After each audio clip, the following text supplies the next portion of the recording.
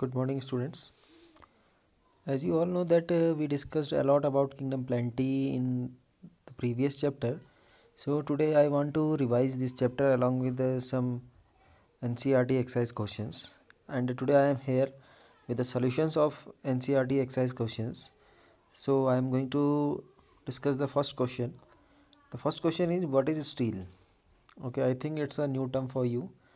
Steel is generally the central core of the vascular plants. Now, what is the meaning of vascular plants? Those plants which are having vascular bundles means pteridophytes, gymnosperms and angiosperm. They are having their vascular bundles, xylem and phloem. So these are called as vascular plants. ठीक है, तो whenever you are cutting a cross section or transverse section of a plant, vascular plant, at the center core, center means where at between the center of the circle, because while we will cut the transverse section, it will appear a circular structure or a spherical structure. At its center we will find out a steel where vascular bundles are present, means जहाँ xylem and phloem present हो. ठीक है. Now the next question is question number 2. What is the basis of classification of algae? Generally we know that algae are classified on the basis of the pigment present on them. ठीक है, either the green color pigment is there or brown color pigment or is there or red color's pigment is there. They are classified into three categories: rhodophysi, rhodophysi, chlorophysi and phaeophysi. ठीक है. Now question number 3. When and where does reductional division takes place in the life cycle of liverwort, moss, fern and gymnosperms? ठीक है. Now what is reductional division? Reductional division means meiosis. तो you must have to remember one thing that कि reductional division हमेशा कब होगा? जब gamete बनने का टाइम आएगा, यानी whenever the male gamete and female gamete is going to be produced, then the reductional division will take place. ठीक है. So the question asks us that what is the time of where does it ask that when and where does, ठीक है, reductional division takes place? Initially liverwort inside the sporophyte which is embedded into the gametophyte. liverwort is a kind of bryophyte और आपको पता है कि bryophyte में कब होता है? जब स्पोरोफाइट आपका किसके साथ अटैच्ड होता है? गेमेटोफाइटिक प्लांट बॉडी के साथ अटैच होता है. तो स्पोरोफाइट के ही स्पोरोफाइट में ही आपका क्या होता है? रिडक्शनल डिवीजन होता है. और स्पोरोफाइट्स रिडक्शनल डिवीजन करने के बाद आपका क्या बनाता है? हैप्लॉइड स्पोर बनाता है. ठीक है. अब यहाँ पे गैमेट प्रोडक्शन के टाइम पे क्यों नहीं बना? क्योंकि गेमेटोफाइटिक बॉडी जो थी प्लांट की पहले से वो हैप्लॉइड थी. तो दोबारा रिडक्शनल डिवीजन करेगी तो हैप्लॉइड से भी हैप्लॉइड n/2 तो बना नहीं सकती नंबर ऑफ क्रोमोजोम. तो यानी कि वहाँ पर तो माइटोसिस होगा. माइटोसिस होने के बाद सीधे सीधे क्या होगा? आपके दो गैमेट बनेंगे, mail and female, mail and female gamete दोनों फ्यूज होंगे, आपका जायगोट बनाएंगे और जायगोट आपका स्पोरोफाइट में कन्वर्ट होगा. ना स्पोरोफाइट अब तुरंत मियोसिस करेगा और मियोसिस करने के बाद हैप्लॉइड स्पोर बनाएगा, तब जाके वो जर्मिनेट होंगे, तब जाके आपकी हैप्लॉइड प्लांट बॉडी बनेगी. So is it clear? ना दूसरा ये पूछता है मॉस. तो मॉस में भी क्या होगा? ठीक है, मॉस में भी सेम है. मॉस भी आपका किसके अंदर आता है? ब्रायोफाइट्स के अंदर आता है. तो यहाँ पर भी क्या होगा? स्पोरोफाइटिक फेज में जो मॉस का कैप्सूल होता है, उस कैप्सूल के अंदर आपकी क्या होगी? रिडक्शनल डिवीजन होगा स्पोर फॉर्मेशन के टाइम पे. फर्न, अब फर्न देखिए, फर्न क्या है? फर्न जो है एक टेरिडोफाइट है. तो in the spore mother cells where where which are located in the sporangia. तो यानी कि आपका कहाँ पे होगा ये? आपका जब स्पोर बनेंगे फर्न में तो स्पोर मदर सेल जो होंगी वहाँ पे मियोसिस होगा. तो उनसे आपका मियोसिस होने के बाद क्या बनेगा? आपके स्पोर बनेंगे और स्पोर आपके क्या होंगे? जर्मिनेट हो जाएंगे. ठीक है. तो यहाँ पर आपका क्या होगा? रिडक्शनल डिवीजन होगा यानी मियोसिस होगा. ठीक है. जिम्नोस्पर्म में और एंजियोस्पर्म में आपका कहाँ पे होता है? स्पोर मदर सेल या माइक्रो स्पोर मदर सेल या मेगा स्पोर मदर सेल जिनको हम बोलते हैं, यानी गैमेट प्रोडक्शन के टाइम पे आपका इसमें देखने के लिए मिलेगा. कहाँ? जिम्नोस्पर्म में. यानी in gymnosperm the spore mother cell which are located in the male and female cones. ठीक है. And angiosperm the ovule production और द पॉलन ग्रेन प्रोडक्शन के टाइम पे, यानी एंथर पे या ओवरी के अंदर आपका क्या होगा? मियोसिस होगा. ठीक है. If I think all the queries must be clear because I discuss these topics in detail very much, क्योंकि मैंने सारे लाइफ साइकिल्स आपके साथ बड़े डिटेल में डिस्कस किए हैं. तो आई थिंक सो दैट आपको कोई भी क्वेरी नहीं होनी चाहिए. ठीक है. Now name the 3 groups of the plants that bear archegonia. ठीक है. आर्चिगोनिया किस किसके पास होता है? You know very well that archegonia आपका ब्रायोफाइट्स के पास होता है, आपका थैलोफाइट्स के पास होता है और आपका टेरिडोफाइट्स के पास होता है ना. ठीक है. Archegonia of the female sex organ in bryophytes, pteridophytes and gymnosperm. Sorry, I told you thallophytes instead of thallophyte, it is present in the gymnosperms. ठीक है. And you have to discuss a life cycle of one of them. तो suppose we are taking the life cycle of the pteridophytes, so as we know that in pteridophytes the haplodiplontic type of life cycle is there. ठीक है, the dominant phase is the diploid phase, sporophytic phase, ठीक है, which is photosynthetic and free living, and it produces spores, and spores are going to germinate, and after germination they are producing a thalloid like structure which is called as prothallus.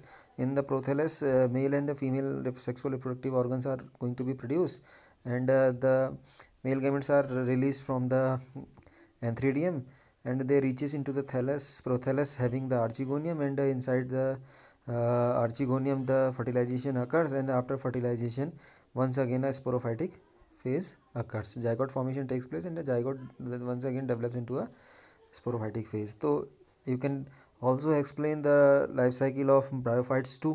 ठीक है, bryophytes में इसके opposite क्या होता है, haplontic phase आपकी dominant होती है, एंड जो डिप्लॉन्टिक फेज होती है वो रेसेसिव होती है. वहीं जिम्नोस्पर्म है, जिम्नोस्पर्म तो डायरेक्टली डिप्लॉन्टिक है, तो इनमें डिप्लॉइड फेज ही क्या होती है, डोमिनेंट फेज होती है. हैप्लॉन्टिक केवल जब गैमेट की फॉर्म में होते हैं या स्पोर की फॉर्म में जब होती हैं, पॉलन ग्रेन या ओवम, तभी हम कह सकते हैं कि हैप्लॉइड फेज पे, otherwise the dominant phase is diplontic phase. So I am not going in detail. ठीक है, now mention the ploidy of the following. Now आपको प्लॉइडी बतानी है, आपको बताना है कि हैप्लॉइड होगा या डिप्लॉइड होगा. Now one by one I will discuss. Protonemal cell of the moss. Moss की जो फोटोसिंथेटिक फेज है, फ्री फेज है, डोमिनेंट फेज जो है वो आपकी क्या होती है, गेमेटोफाइटिक, सॉरी वो आपकी क्या होती है, गेमेटोफाइटिक फेज होती है. तो यानी गेमेटोफाइटिक फेज होगी और वो हैप्लॉइड होती है. ठीक है, तो हैप्लॉइड होगी तो यानी कि जो प्रोटोनिमा है, प्रोटोनिमा लीफी स्टेज में आपकी डेवलप होती है. ठीक है, तो यानी कि ये आपकी कैसी फेज होगी, हैप्लॉइड फेज होगी. प्राइमरी एंडोस्पर्म, एंडोस्पर्म की प्लॉइडी वी नो दैट. ठीक है, 2 polar nuclei plus 1 male gamete, n+n+n 3n, तो इसकी प्लॉइडी ट्रिप्लॉइड हो गई. ठीक है, न्यूक्लियस ऑफ डाइकॉट, तो डाइकॉट का न्यूक्लियस है तो जाहिर सी बात है डिप्लॉइड होगा. ठीक है, लीफ सेल ऑफ मॉस, तो मॉस है तो हैप्लॉइड ही होगा, सीधी सी बात है. ठीक है, prothallus cell of fern, prothallus जो होता है मैंने कहा हैप्लॉन्टिक फेज है तो यानी हैप्लॉइड होगा. ठीक है, गैमा, इसके बाद नेक्स्ट है आपका गैमा सेल इन मार्केंशिया. गैमा सेल जो होगा आपका वो मार्केंशिया, रिक्शिया, मार्केंशिया ब्रायोफाइट्स हैं. तो ब्रायोफाइट्स में थैलस जो होता है वो हैप्लॉइड होता है, तो जाहिर सी बात है कि इसमें भी क्या होगा, हैप्लॉइड होगा. Meristem cells of monocot.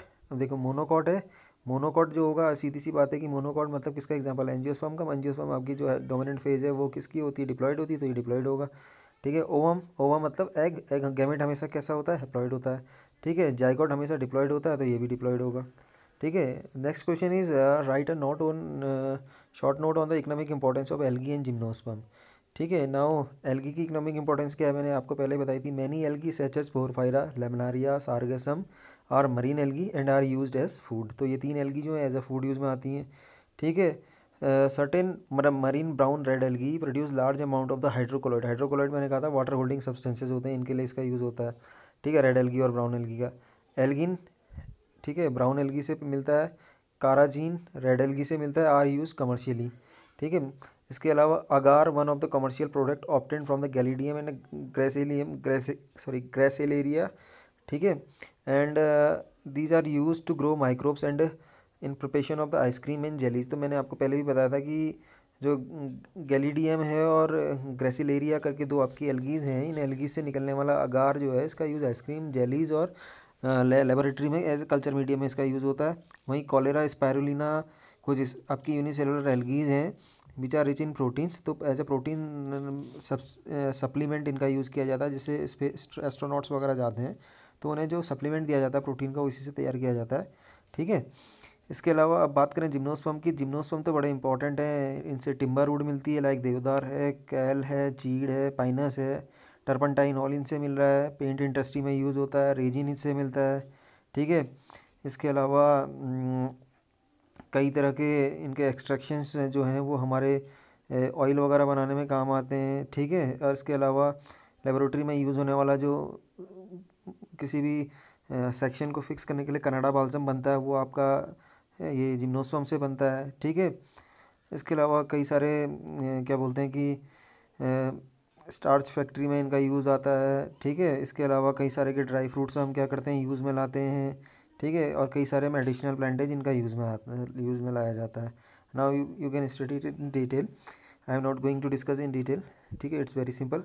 Now both gymnosperm and angiosperm bear seeds, then why are they classified separately. Question है कि जिम्नोस्पर्म और एंजियोस्पर्म दोनों में सीड होता है, फिर भी दोनों को सेपरेटली क्लासीफाई क्यों करते हैं? There is one important feature I am going to tell you that, ठीक है। Gymnosperm and angiosperm both are bearing seed, but what is the major difference कि जिम्नोस्पर्म में जो होता है, जिम्नोस्पर्म में जो होते हैं सीड जो होते हैं, they are not enclosed by the ovarian wall और द फ्रूट, तो इनके सीड जो होते हैं नेकेड होते हैं। While instead of them in case of the angiosperm, ठीक है, एंजियोस्पर्म में क्या होता है कि जो सीड होता है these are enclosed with the fruit, ठीक है। इसके अलावा दूसरा इंपॉर्टेंट डिफरेंस है कि जिम्नोस्पर्म में फ्लावर प्रोडक्शन नहीं होता, एंजियोस्पर्म में फ्लावर प्रोडक्शन होता है। तीसरा डिफरेंस बताऊँ, एंडोस्पर्म नहीं होता है जिम्नोस्पर्म में, और जबकि एंजियोस्पर्म में जिम्नोस्पर्म होते हैं, ठीक है। और सबसे मेजर इंपॉर्टेंट, आर्चिगोनियम बियर करने वाला जिम्नोस्पर्म एक फाइलम एक डिवीज़न है, वहीं आर्चिगोनियम और एंथ्रीडियम ऐसा कुछ नहीं होता, वहाँ फ्लावर में एस्टामेन और पिस्टिल होते हैं, किस केस में? जिम्नोस्पर्म में, ठीक है। Is it clear? Now next question, question number 8 is why what is heterospory, briefly comment on its significance, give two examples. Heterospory का मतलब होता है when two different types of spores are produced, ठीक है, ठीक है। स्पोरो, now I am going to explain it. एक माइक्रोस्पोर बनते हैं, एक मैक्रोस्पोर बनते हैं। आपने देखा था कि माइक्रो और मैक्रोस्पोर कहाँ बनते हैं, you have to give example. तो आप देखेंगे, एक तो आपके माइक्रोस्पोर जिम्नोस्पर्म में बन रहे हैं, एक एंजियोस्पर्म, दोनों में बन रहे हैं, ठीक है। तो sporophyte is a diploid structure and produce haploid spores by meiosis. When all spores are of same type then this is called homosporous, but advance plants produce more than two types of produce two types of spores. Microspores means male spores and megaspores means female spores, ठीक है। such condition is called as heterosporous, ठीक है। and the condition or the phenomenon in which the plant is producing two different types of spores, micro and megaspores, then the condition is called as heterospory, ठीक है। and heterospory this phenomenon is found in the first time of the pteridophytes, ये pteridophytes में भी देखा गया है, ये gymnosperm में भी देखा गया, ये एंजियोस्पर्म में भी देखा गया, ठीक है। और इसका सिग्निफिकेंस क्या है, व्हाट इज़ इट्स सिग्निफिकेंस अगर पूछता है तो it promotes unisexuality, and in unisexuality का मतलब ये होगा कि एक प्लांट के पास एक ही तरह का सेक्स होगा, तो ये एवोल्यूशन के लिए क्या होगा, बेनिफिशियल होगा। वेरिएशन कॉज कर सकता है क्योंकि कैरेक्टर्स मिक्स होंगे, और कैरेक्टर्स मिक्स होंगे तो क्या होगा, इट विल प्रमोट evolution, ठीक है। Now very quickly I am going to the next question. Describe important characteristics of the gymnosperm. So you can easily explain the characteristic of the gymnosperm. Plant body is sporophytic diploid, ठीक है, which is divided in stem in roots first, यानी plant body जो है sporophytic diploid phase है, और इस ये well differentiation होता है, स्टेम अलग होता है, रूट अलग होता है, ठीक है। स्पोरोफाइटिक फेज जो होती है डोमिनेंट फेज होती है, वहीं जो गेमेटोफाइटिक फेज होती है this is recessive and short lived phase, ठीक है। No flower production is taking place, seed formation is found but the seeds are naked, vascular system is well developed, ठीक है। नेक्स्ट है xylem lacks vessels while phloem lacks companion cells, ठीक है, जो कि आपको मैंने बताया था कि इसमें प्रेजेंट होती हैं, एंजियोस्पर्म में प्रेजेंट होती हैं। And secondary growth and wood formation is present, ठीक है। Now I am coming to the last question, how would you distinguish monocots from dicots? There are various differentiation points, yesterday I told you. Monocots जो होते हैं mostly non woody angiosperm में, और dicot usually woody angiosperms होते हैं। And सबसे important जो leaves होती हैं मोनोकॉट्स की, उनके पास पैरेलल वेनेशन होता है, डाइकॉट्स की लीव के पास रेटिकुलेट वेनेशन होता है, ठीक है। एंड सबसे important, monocots have single cotyledon in their embryo while dicots have two cotyledon in their embryo, ठीक है। नाउ मोनोकॉट्स में if you will observe the vascular bundles, तो आपको वास्कुलर बंडल्स बिल्कुल स्कैटर्ड दिखेंगे, किसी कोई पैटर्न ही नहीं होगा, इधर उधर बिखरे हुए नजर आएंगे। वहीं वास्कुलर बंडल इसमें जो होते हैं डाइकॉट प्लांट में, वो एक ही रेडियस पे आपको अरेंज नज़र आएंगे रिंग की फॉर्म में, ठीक है। नाउ सेकेंडरी ग्रोथ मोनोकॉट्स में बिल्कुल भी नहीं होती, डाइकॉट्स में सेकेंडरी ग्रोथ देखी गई है, ठीक है। फ्लावर्स जो होते हैं ट्राइमेरस होते हैं, यानी सेपल्स और पेटल्स जो होते हैं 3 के मल्टीपल्स में होते हैं, वहीं डाइकॉट्स में 3 और 5 के मल्टीपल्स में होते हैं, या तो टेट्रामेरस होंगे या पेंटामेरस होंगे। These are some questions, NCERT questions, I try to explain them, ठीक है, वेरी शॉर्टली, ठीक है। Go through them in detail, if you will feel any difficulty you can directly ask me the questions related to the your confusion. Till then thank you and bye bye.